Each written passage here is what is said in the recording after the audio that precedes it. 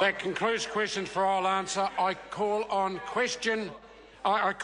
Government Order of the Day number 1. Education Amendment Bill number 2, first reading. Mr Speaker. Honourable Hikia Parata. Mr Speaker, I move that the Education Amendment Bill number 2 be now read a first time. I nominate the Education and Science Committee to consider the bill.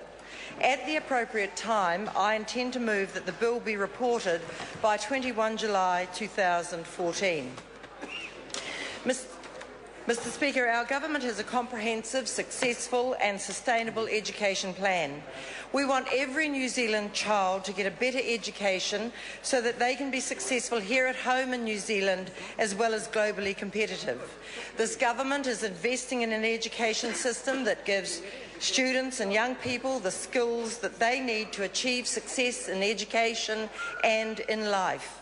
This is why we are introducing legislation that sets up our profession with an independent entity as the cornerstone of our quality teaching agenda, and to ensure our education system meets the challenges and opportunities of the modern learning context.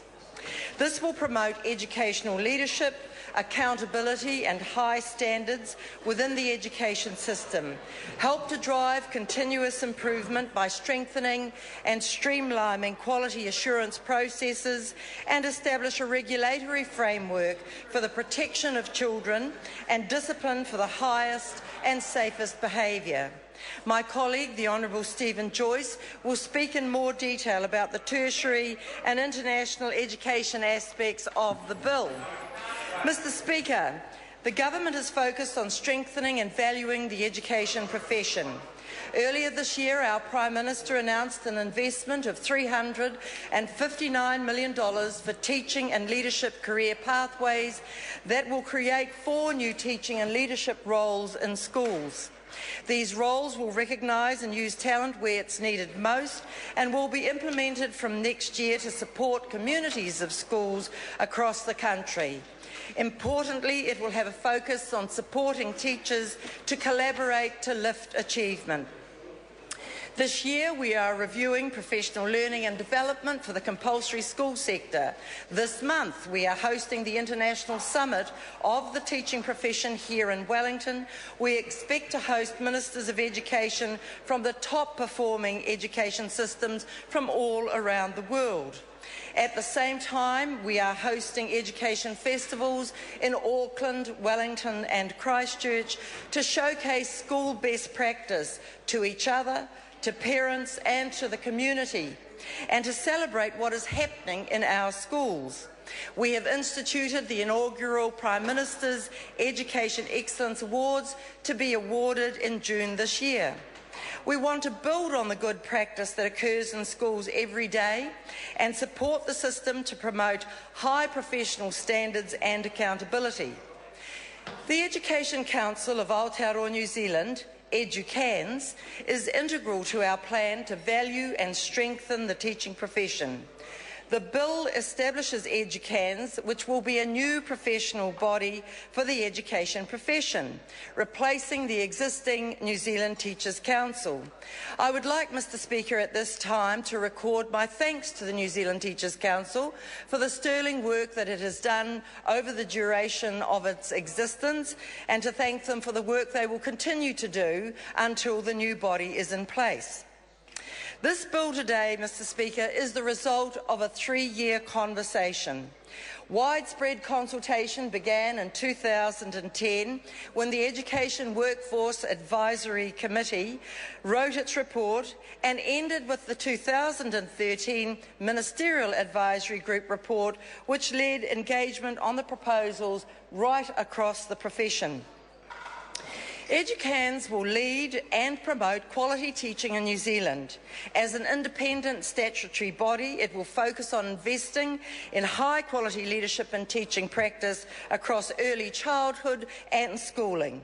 It will be the guardian for standards for teachers and help ensure that the aspirations we have for educational success are realised in the day-to-day operation of our education system. Educans will be owned by the profession and will have their needs at its heart in the interests of quality learning and the best education for each and every child and young New Zealander. The bill sets out the purposes and functions of Educans and the appointment process for members. Members will be appointed by the Minister and will have the skills, attributes and credentials to lead the profession. Of the 9 appointed members, up to 5 will be registered teachers. Many of the functions of the new professional body reflect that of the New Zealand Teachers' Council, but it will have additional responsibilities in providing direction for the profession, and the most important role of Educans will be steward and guardian of the standards of the profession. Mr Speaker, the bill requires Educans to develop a code of conduct that must be adhered to by every teacher in New Zealand, ensuring that there is clarity for all about the expected behaviours and conduct of teachers and the priority of safety for the young people in their care. The bill promotes the safety of students through a robust regulatory framework for teachers. Teacher registration will be separated from the issuing of practising certificates to promote the professional value and status of those practising certificates. The safety of learners in our schools is an absolute priority. This government supports an education system that takes a robust approach to safeguarding children and young people. Therefore, the bill will make changes to strengthen and clarify the disciplinary framework for teachers. To help raise public confidence in the profession, any teacher convicted of a serious criminal offence will have their registration cancelled.